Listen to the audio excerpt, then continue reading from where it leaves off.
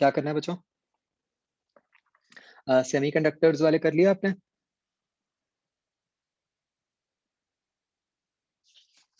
मतलब सेमीकंडक्टर्स की revision sheet करें डिस्कस या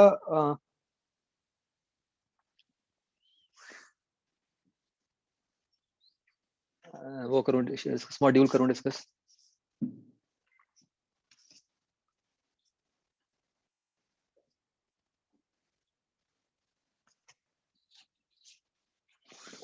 ठीक है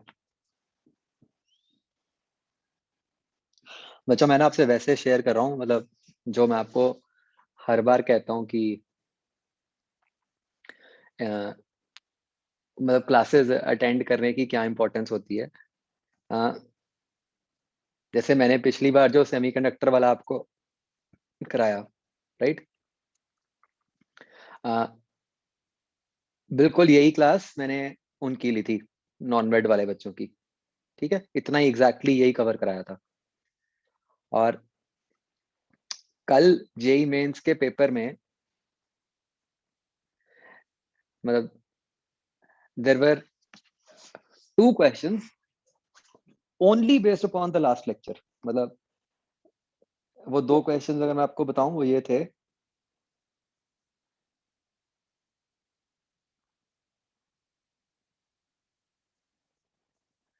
एक ही पेपर में आप सोचो, दो क्वेश्चन आ गए इतने से पार्ट में से। एक आया कि जीनर डायोड में अ, मतलब यही चीज की, ये दो चीजें कि हेविली डोप्ड होता है और थिन होता है। ऐसी चार ऑप्शंस थी कि heavily doped, lightly doped, thick, thin, उसमें से बताना था। ठीक है। और एक क्वेश्चन आया एग्जैक्टली ये वाला, मतलब डिफरेंट वैल्यूज।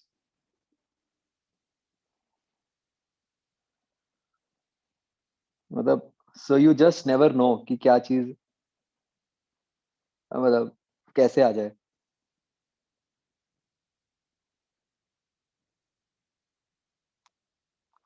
हाँ, पेपर तो उनका मतलब पूरा ही था। वो तो जैसे उन्होंने पहले कहा ही था कि ऑप्शन देंगे हम, लेकिन सिलेबस तो सारा ही आएगा।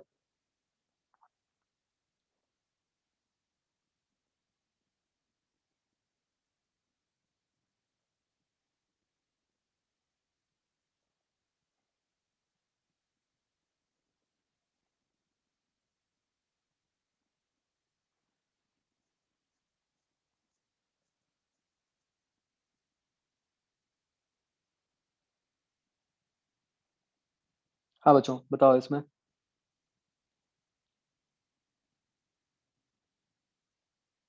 जैसे ये डी का थर्ड फोर्थ हो गया।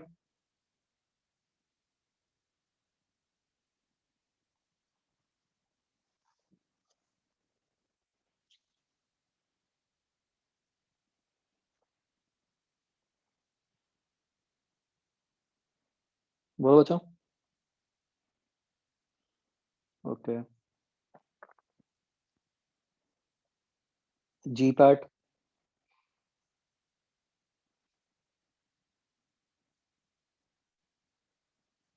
इसमें कोई डाउट?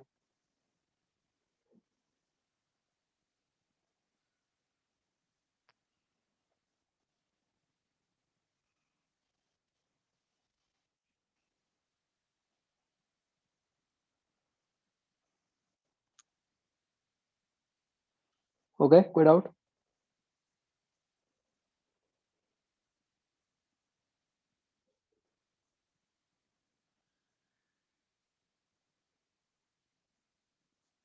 Exercise one.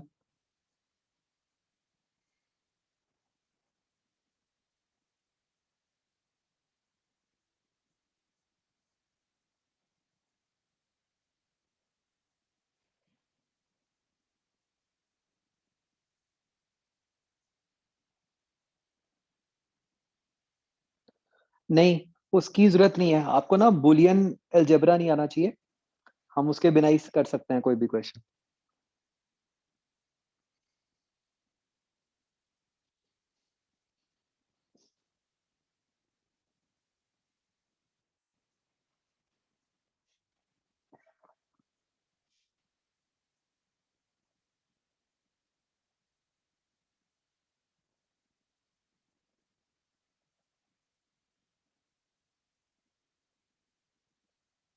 एक बच्चों ये इसका देख लो, 15th में ये तीनों आंसर्स बन रहे हैं ABD।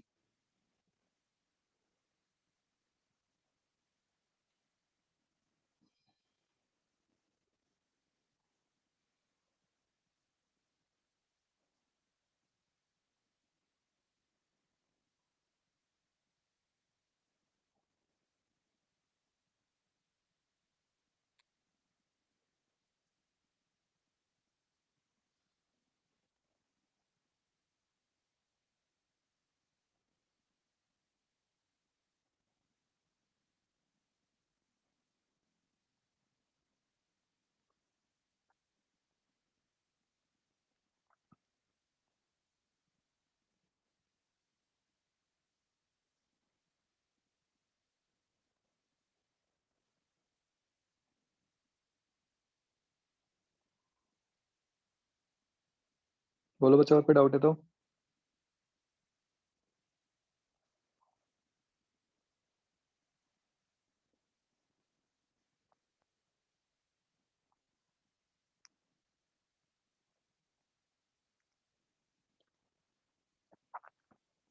18th क्वेश्चन जैसे बच्चों है ना, इसमें क्या है कि एक तो ये ना थोड़ा मिसप्रिंट है, वो 2 डॉट्स लगे हुए हैं, वो 2 नहीं होंगे, एक ही होगा। अब इन क्वेश्चंस को करने के बच्चों देखो 2 तरीके हैं। एक तो होता है कि आपको वो बुलियन अलजेब्रा आता हो, ठीक है, वो मैंने मना कर दिया आपको। तो अब दूसरा तरीका क्या है, जैसे आप वैल्यूज ले लो, तो ये वैल्यूज से बहुत फास्ट हो जाता है। जैसे मान लो आपने एक केस लिया 0 0, ठीक है, तो ये यहाँ भी आया 0 0, ये 0 0 का नॉर क्या बन गया, बोलो फटाफट।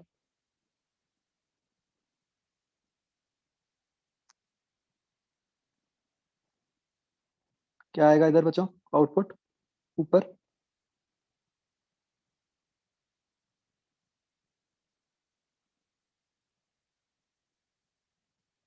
ये नॉर गेट है ना, 0 0 का नॉर क्या होता है,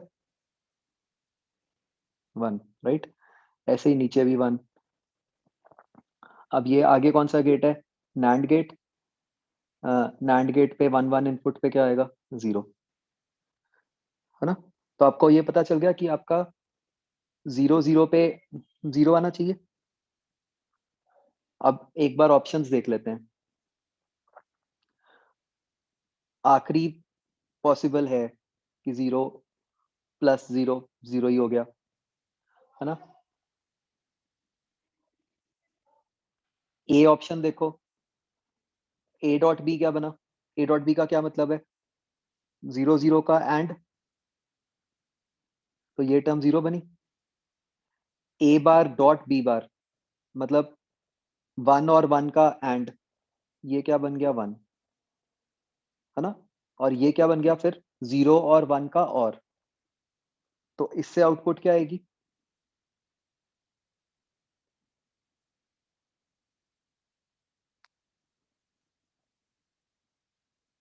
0 और 1 के और से बच्चों आउटपुट क्या आएगी,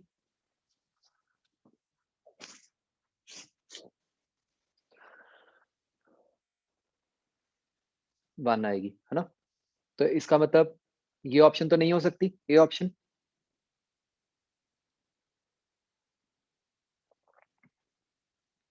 और बी ऑप्शन देखो ऐसे ही फटाफट, ये पहली टर्म क्या बन गई,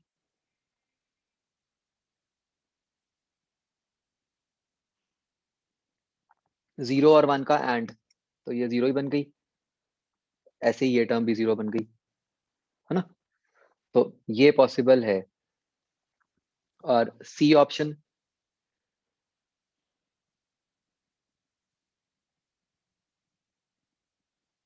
इसमें अब क्या हो रहा है, पहली टर्म 0, तीसरी टर्म 1।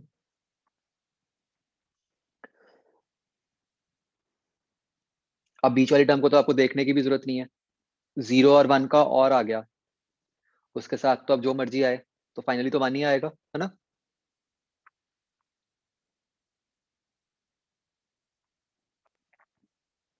तो ये भी ऑप्शन कट गई।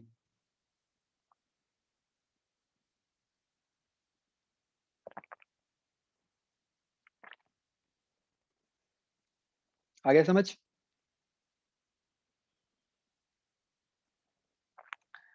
अब बची ये 2 ऑप्शंस, इनको अब क्या करोगे आप, एक और केस ले लो 0 1,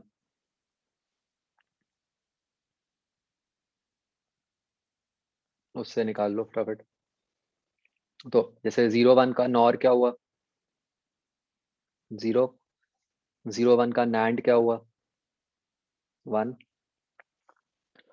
और 0 1 का फिर से अगर हम नैंड करेंगे तो ये 1 आ गया,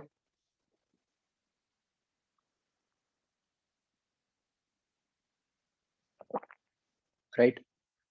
तो 0 1 पे आपका आउटपुट 1 आना चाहिए, तो ऑब्वियसली फिर डी ऑप्शन नहीं हो सकती, बचा क्या, बी आंसर।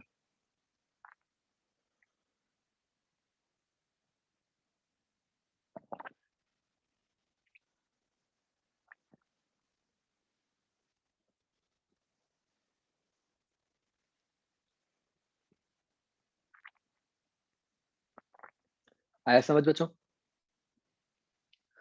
और जनरली ना चेक करने के लिए आपको वैसे एक रूल बता रहा हूँ कि कहीं पे भी चेक करना हो ना, तो उसका बेस्ट रहता है कि 0 1 लेके चेक करो, उससे मोस्टली पता ही चल जाएगा आपको एक ही बार में।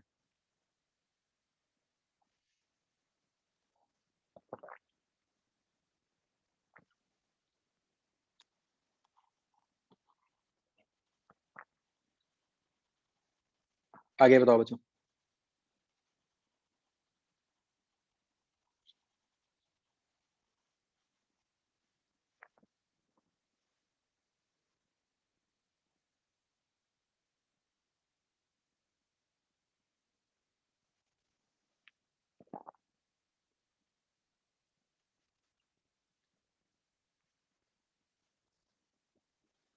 और कोई क्वेश्चन बच्चों इस शीट में?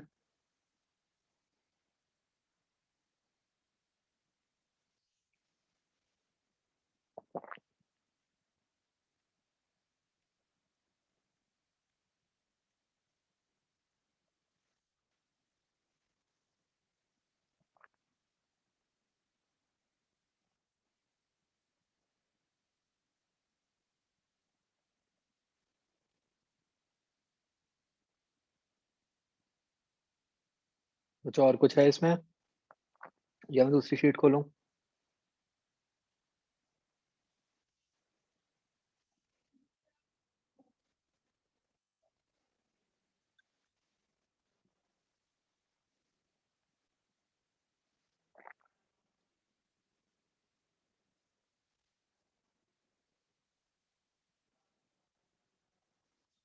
यस।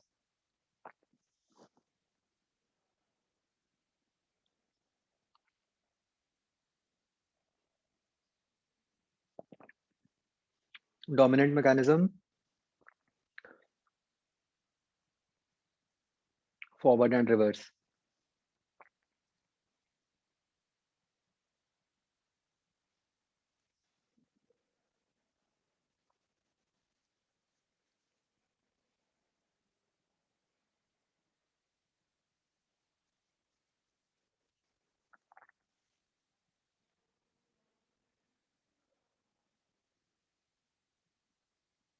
इसका ये होता है ना, फॉरवर्ड में ड्रिफ्ट होता है, रिवर्स में डिफ्यूजन होता है ना।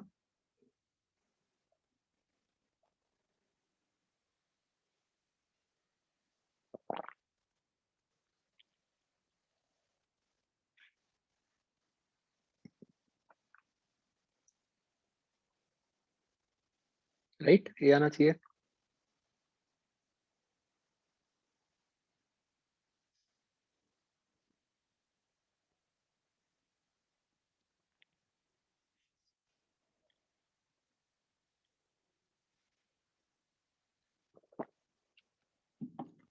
नहीं सी, हम क्या पढ़ते हैं कि जब तो आपने अनबायस्ड पीएन जंक्शन लिया है,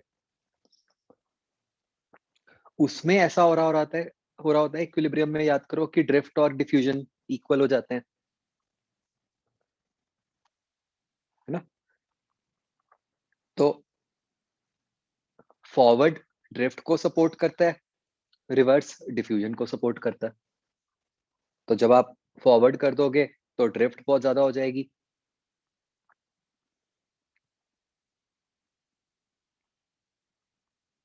रिवर्स कर दोगे तो डिफ्यूजन बहुत ज़्यादा हो जाएगी।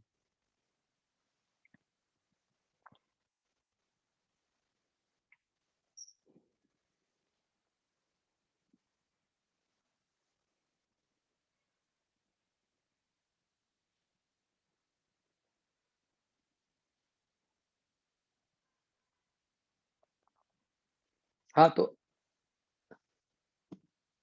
फॉरवर्ड फील्ड कम कर देगा, यस।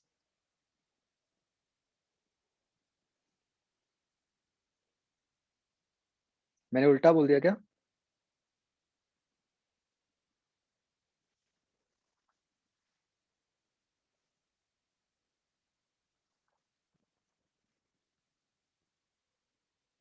एक मिनट याद करो क्या होता है? जब हम नॉर्मल पीएन जंक्शन बनाते हैं, उसमें क्या होता है?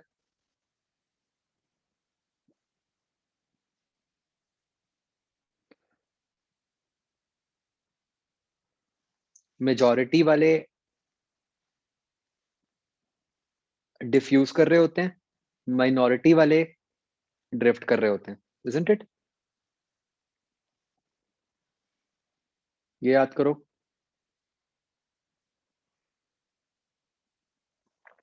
ये याद है सबको?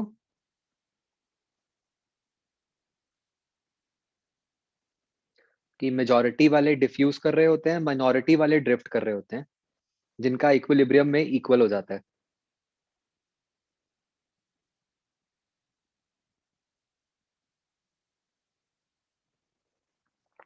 ओके। अब जब हमने उसको मान लो फॉरवर्ड बायस कर दिया, तो फॉरवर्ड बायस में क्या हो जाएगा? वो बैरियर छोटा हो जाएगा। तो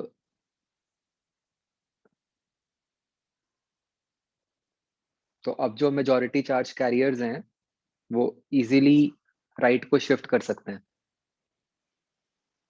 करेक्ट?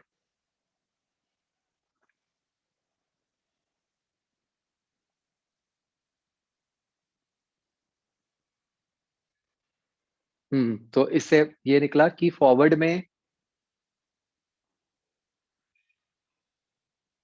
मतलब डिफ्यूजन ज़्यादा हो जाएगी, है ना? मैंने उल्टा बोल दिया शायद पहले, है ना? कि फॉरवर्ड में डिफ्यूजन बढ़ जाएगी, रिवर्स में ड्रिफ्ट बढ़ जाएगी, राइट?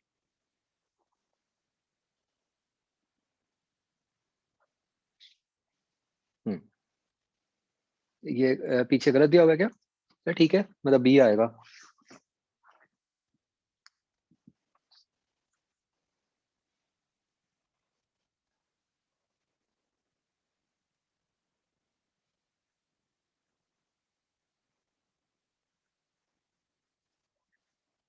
आगे बच्चों।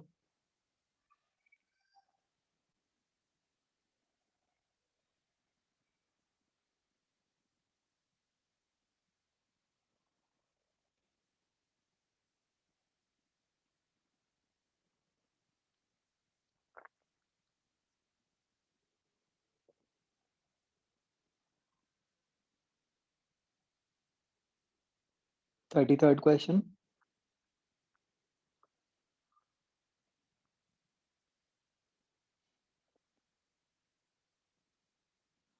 तो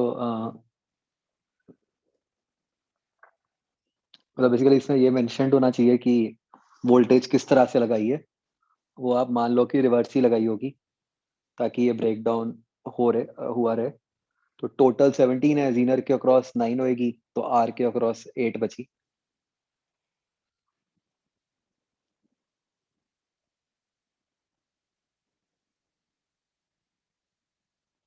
राइट?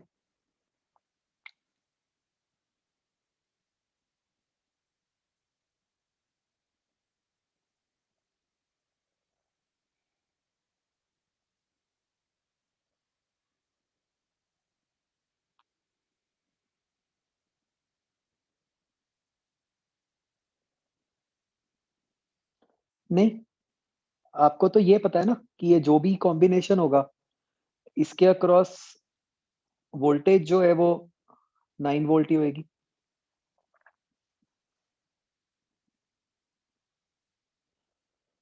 करंट निकालना होता तो चाहिए होती उसकी रेजिस्टेंस।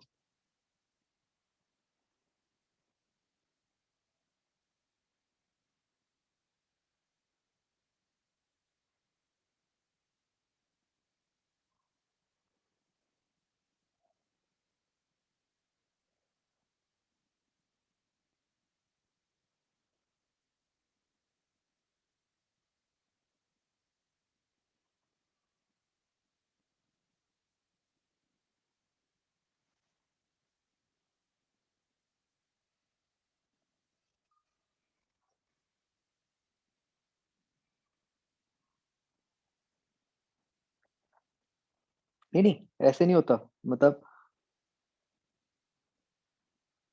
ये हमने इस तरह से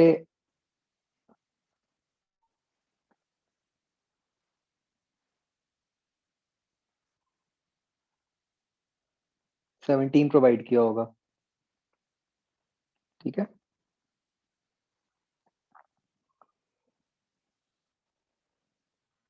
तो नहीं, उल्टा, सॉरी।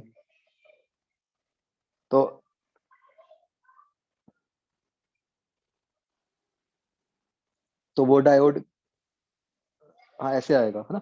तो अब ये रिवर्स बायस हो गया, और इसके अक्रॉस अगर ये 17 है, उसकी ब्रेकडाउन वोल्टेज 9 थी।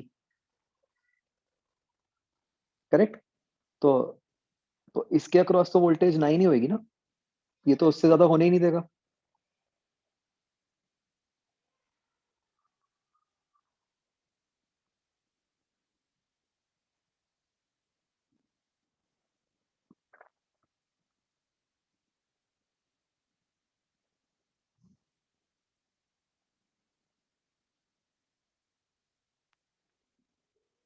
मतलब आप जो कह रहे हो जिस कन्वल, मैं समझ गया।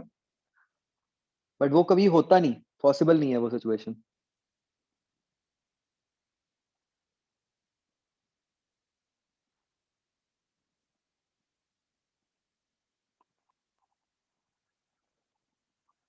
तो आपने तो सीधा सीधा बस जैसे ही उससे ज्यादा अप्लाई की तो उसका ब्रेक डाउन कर देना है बस।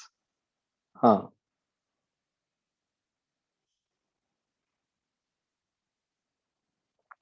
और बचाओ।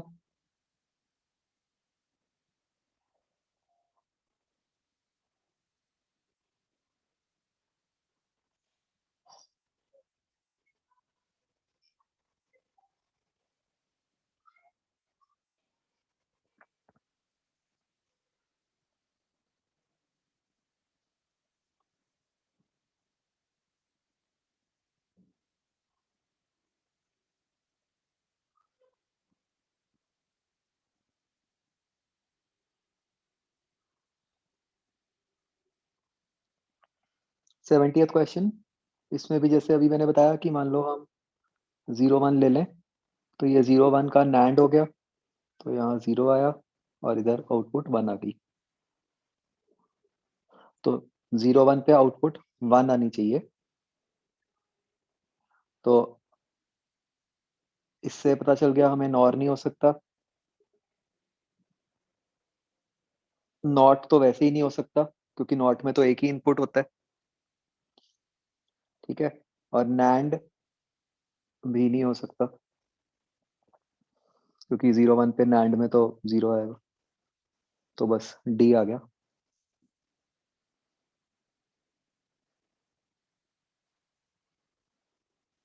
राइट।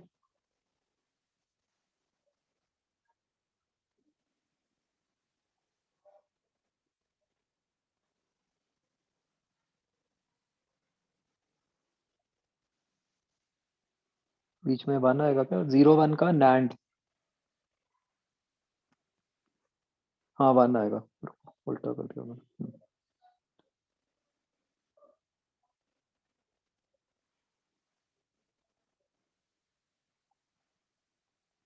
दोबारा देख लो। तो 0 1 पे 0 आ रहा है, तो इसका मतलब और नहीं हो सकता, नॉट तो वैसे ही नहीं हो सकता।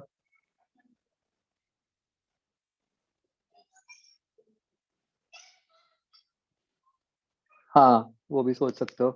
नहीं नहीं, वो ऐसे नहीं होता। जसकनवल इसमें उस तरह नहीं होता।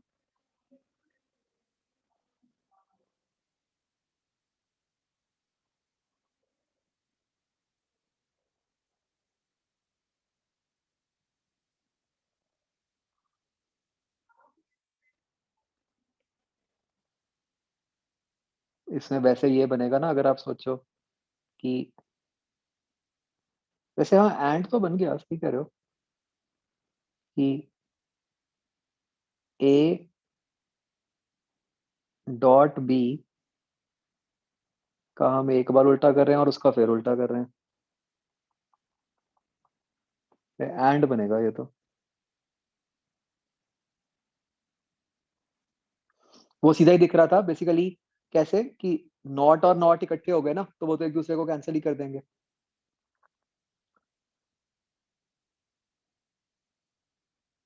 करेक्ट। ये एंड आएगा। इसमें इन्होंने क्या दिया पीछे?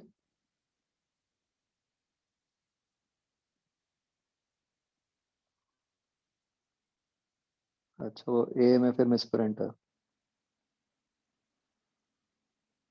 अदरवाइज नैंड तो ऑब्वियसली कैसे ही आएगा।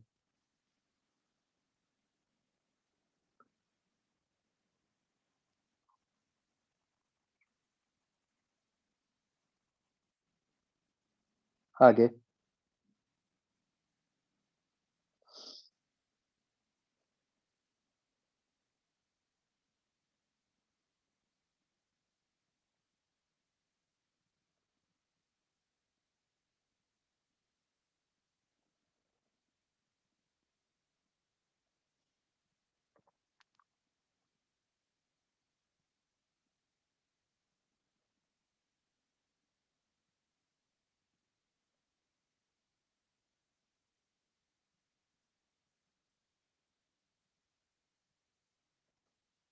और कोई बचाओ।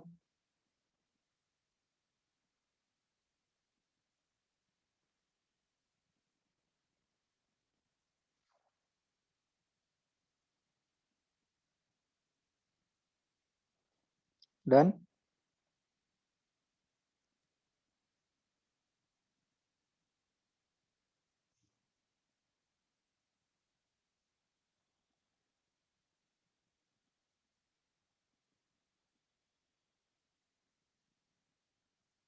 हाँ पूछो।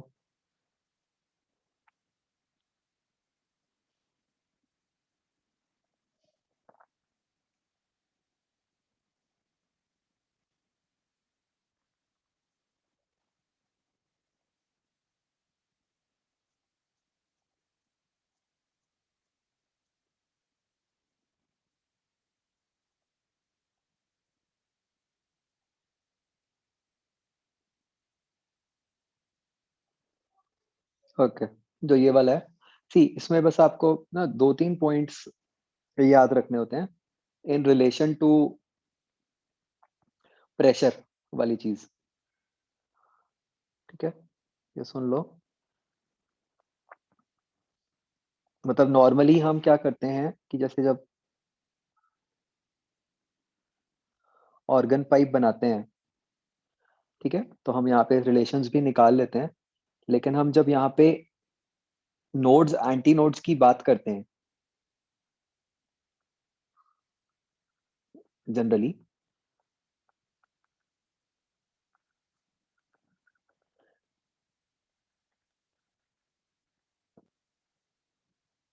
वो होते हैं किसके? डिस्प्लेसमेंट के, है ना।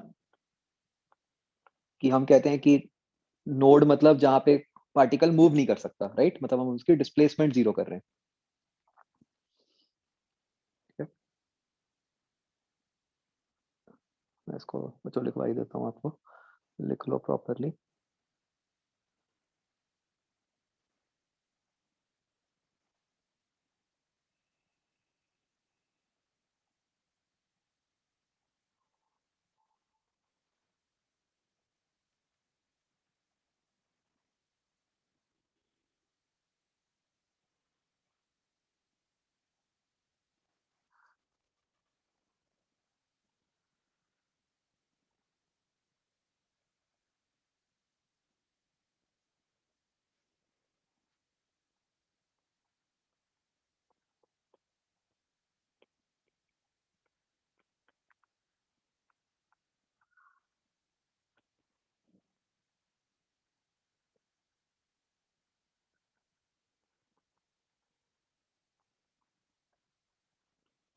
तो अब ये वी जनरली टॉक अबाउट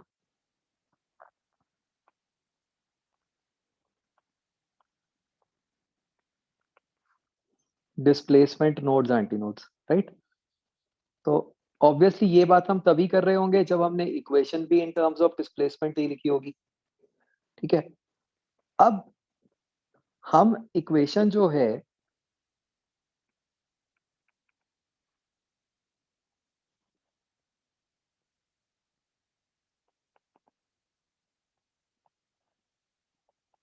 वो उसको हम in the form of pressure change भी लिख सकते हैं,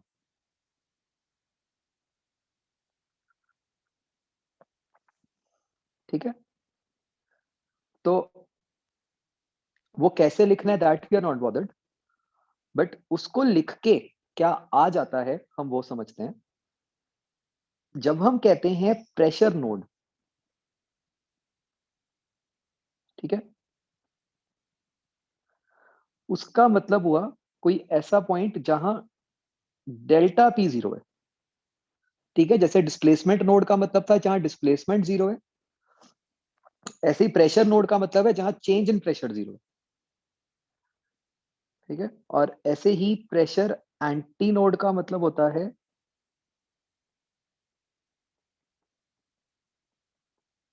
जहां पे चेंज इन प्रेशर मैक्सिमम, ठीक है बच्चों? अब बच्चों मेरे को जैसे ऊपर वाली सिचुएशन में देख के बताओ,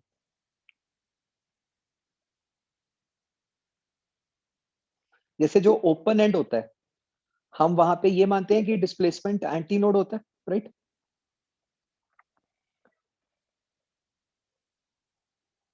तो जस्ट लॉजिकली सोचो बच्चों, ये जो ओपन एंड है,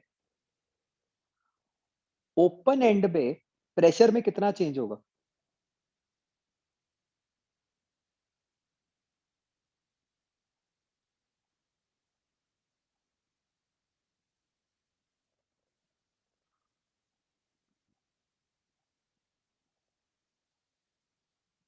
ओपन एंड तो ओपन टू एयर ही हो गया ना, तो वहां पे प्रेशर क्या होगा? एटमॉस्फेरिक ही होगा, करेक्ट? तो इसका मतलब वहां पे तो कोई चेंज ही नहीं हुआ प्रेशर में। ये जो ओपन एंड है वो तो हमेशा एयर के कांटेक्ट में है। जो पॉइंट एयर के कांटेक्ट में है उस पॉइंट का प्रेशर तो बच्चों एटमॉस्फेरिक ही होता है ना।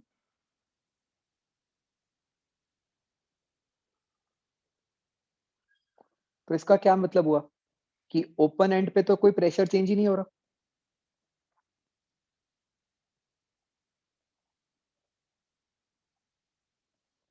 तो प्रेशर की टर्म्स में ओपन एंड किस तरीके का पॉइंट बन गया, नोड या एंटी नोड?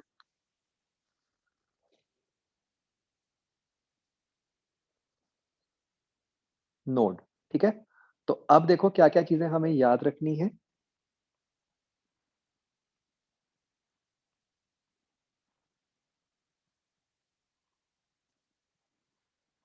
कि जब हम बच्चों वो प्रेशर की इक्वेशन लिखते हैं ना, तो प्रेशर की इक्वेशन और डिस्प्लेसमेंट की इक्वेशन में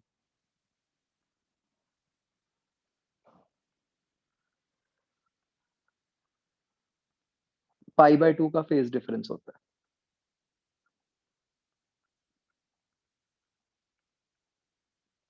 ठीक है? उससे आपको ऑटोमेटिकली ये बात भी समझ आ गई कि जहां पे डिस्प्लेसमेंट नोड होगा वहां पे प्रेशर का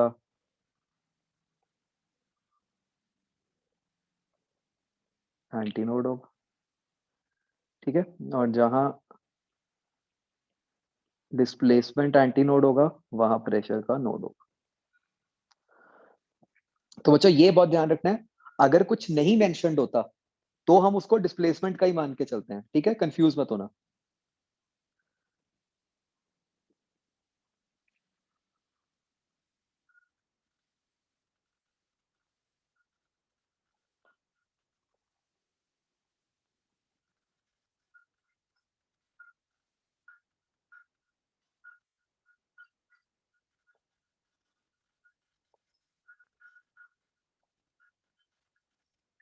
और एक चीज बच्चों और हमें याद रखनी है।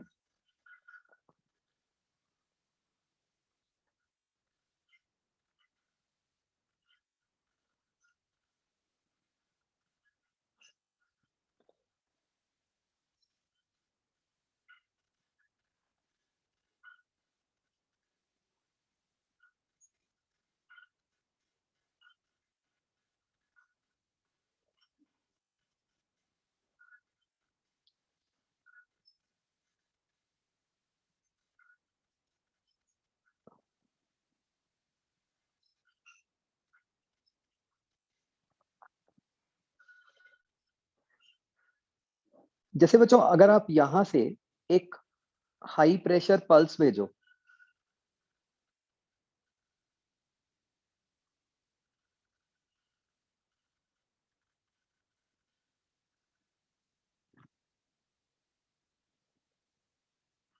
तो वो किस तरह से रिफ्लेक्ट होके आएगी? ये फिक्स्ड एंड है।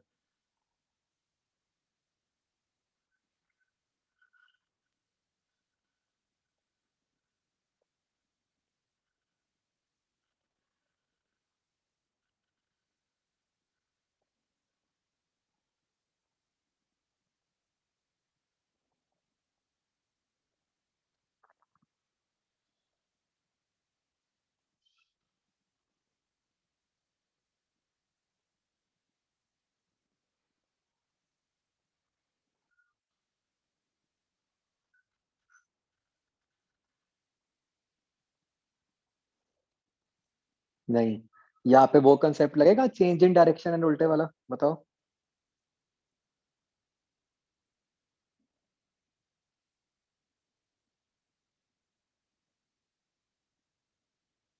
वो आपने जो 11th में किया हुआ है।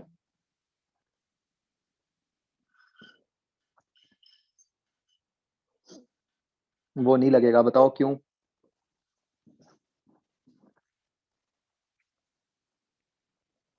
जो हम कहते हैं ना कि वेव रिफ्लेक्ट होके आती है, फेस चेंज ऑफ पाई हो जाता है, वही कह रहे हो ना आप?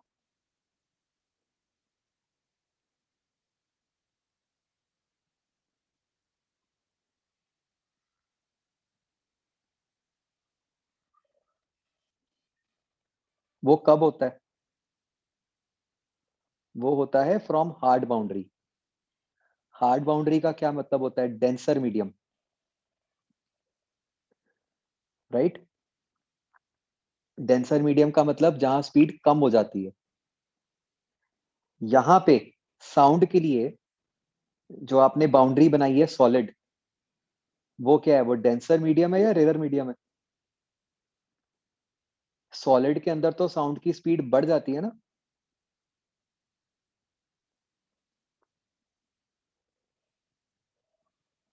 तो ये किस टाइप का केस हुआ? ये रिफ्लेक्शन फ्रॉम हार्ड बाउंड्री नहीं हुआ, ये रिफ्लेक्शन फ्रॉम सॉफ्ट बाउंड्री ही हुआ, राइट? इसलिए ये बहुत इंपॉर्टेंट हो जाता है।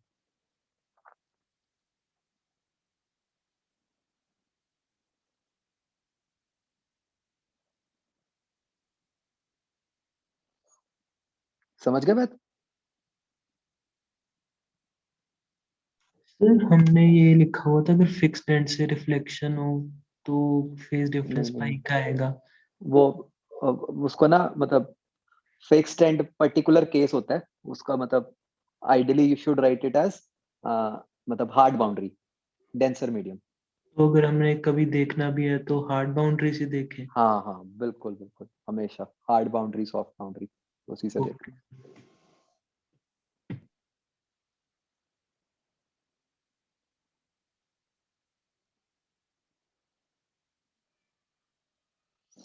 ठीक है बच्चों, और कोई डाउट बताओ अगर है तो।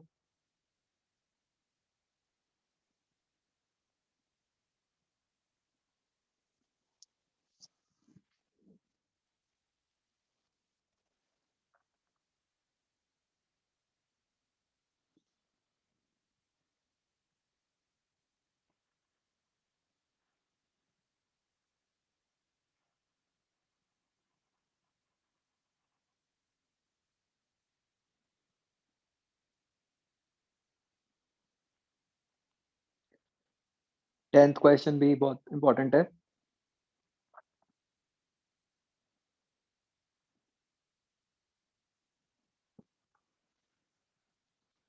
सी, ये हम स्ट्रेन कैसे चेक करते हैं? मान लो ये वेव है, ये उसकी एक पोजीशन है, ठीक है, ये उसकी दूसरी पोजीशन है,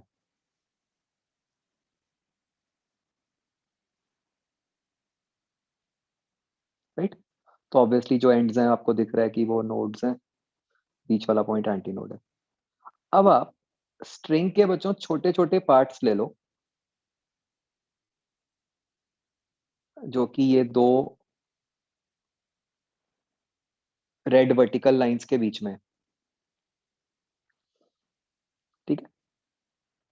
तो आप देखो कि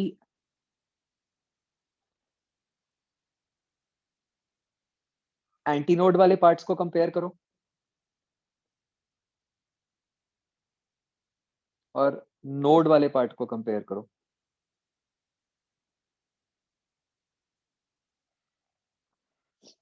कौन सा पार्ट ज्यादा खींच रहा है?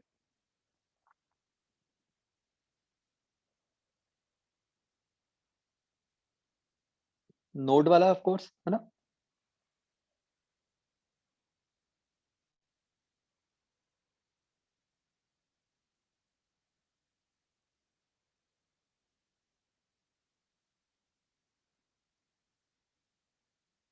तो क्या पता चल गया कि नोड पे स्ट्रेन सबसे ज्यादा होगी।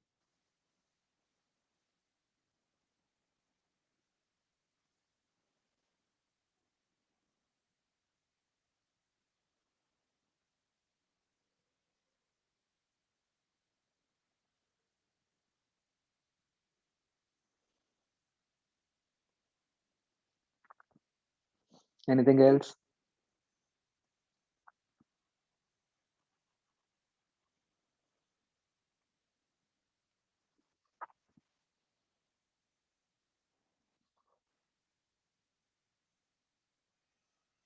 हाँ, पूछो डाउट्स जो भी हैं। सर क्वेश्चन था, a locomotive engine approaches a railway station and whistles at a frequency of 400 hertz. A stationary observer on the platform observes a change of 40 hertz as the engine passes across him. If the velocity of sound is 340 meter per second, the speed of the engine is. Sir quadratic बन गई थी, वो solve नहीं हो रही।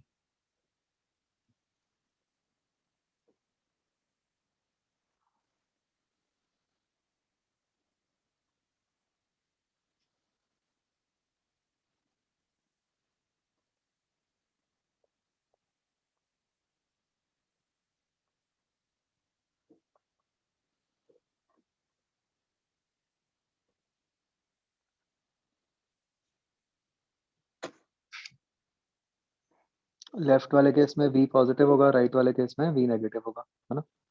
तो yes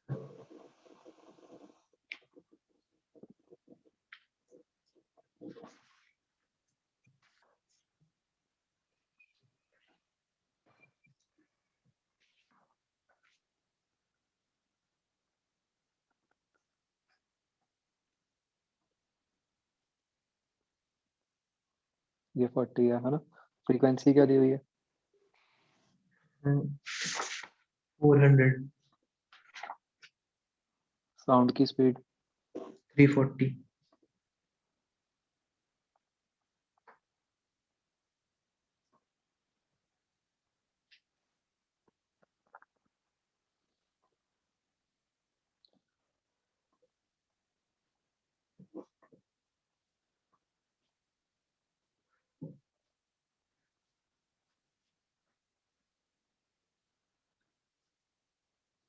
वो तो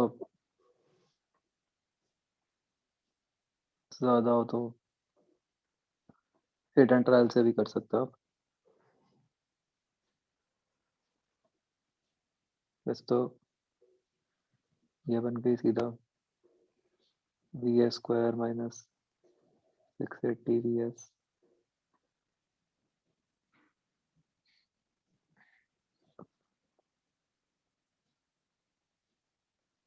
ये बनेगा ना? Yes, sir.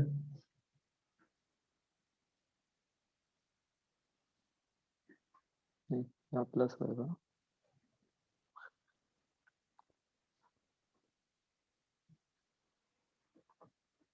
नहीं, 340 स्क्वायर नहीं आएगा?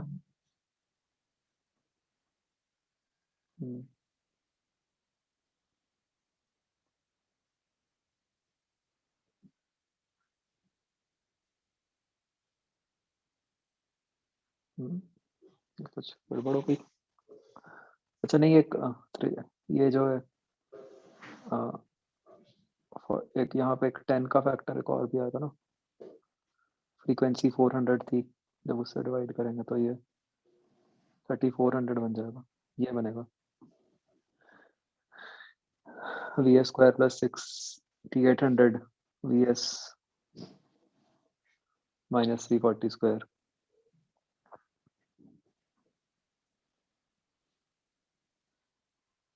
तो देखो, ऑप्शन से आपको थोड़ा आइडिया लग जाएगा क्या करना है। जनरली ये होता है कि VS जो होता है वो साउंड की स्पीड से तो बहुत कम ही होता है, यस सर। तो VS स्क्वायर को इग्नोर कर सकते हो, उससे अप्रोक्सीमेट आंसर निकल आएगा। Okay sir.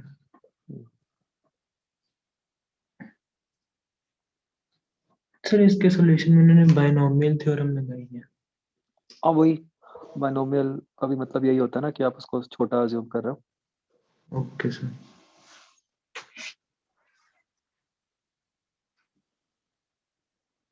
सर एक और क्वेश्चन था। A metal wire of linear mass density 9.8 gram per meter is stretched with the tension of 10 kg weight between two rigid supports 1 meter apart. The wire passes at its middle point between the poles of a permanent magnet and it vibrates in resonance when carrying an alternating current of frequency n. The frequency n of the alternating source is. यहाँ पे तो जब से क्या depict कर रहे हैं हम, वो पॉइंट नोड होगा कहाँ किससे? जो परमानेंट मैग्नेट के मैग्नेट से पास कर रही है उनके बीच में से wire.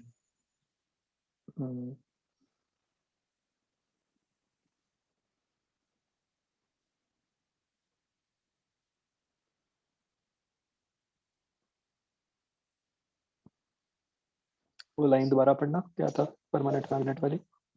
The wire passes at its middle point between the poles of a permanent magnet and it vibrates in resonance when carrying an alternating current of frequency n.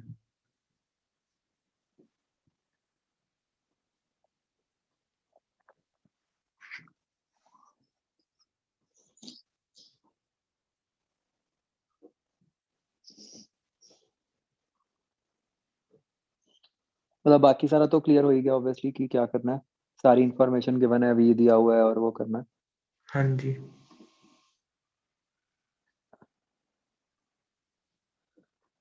Hmm,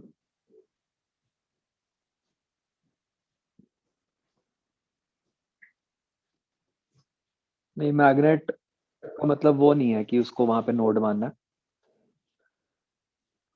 magnet का use क्या है यहाँ पे? Magnet का तो use basically ये होगा कि मैग्नेट के कारण ऑसिलेशन शुरू हुई होगी, ओके। उसका वो काम नहीं है कि जो आप कह रहे हो। ठीक है सर।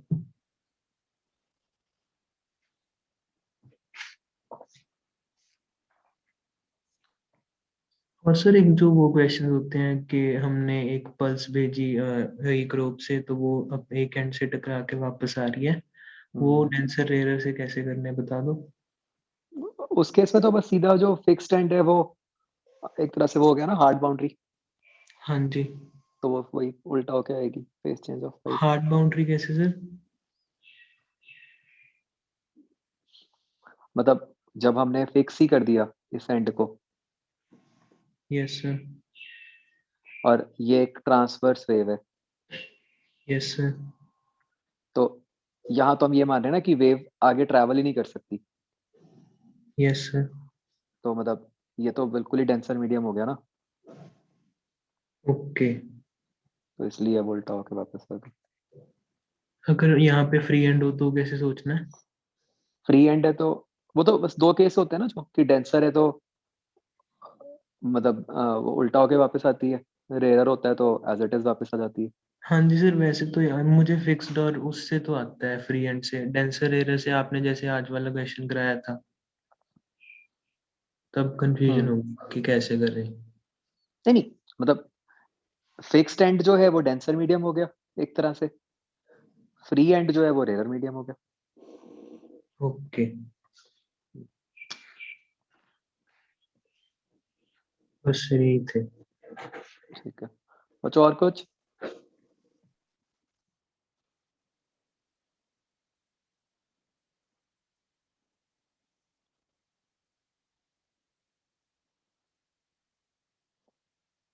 जसकनवल आपने जो भेजा था वो उसका मैं आज भेजता हूँ आपको आंसर ना।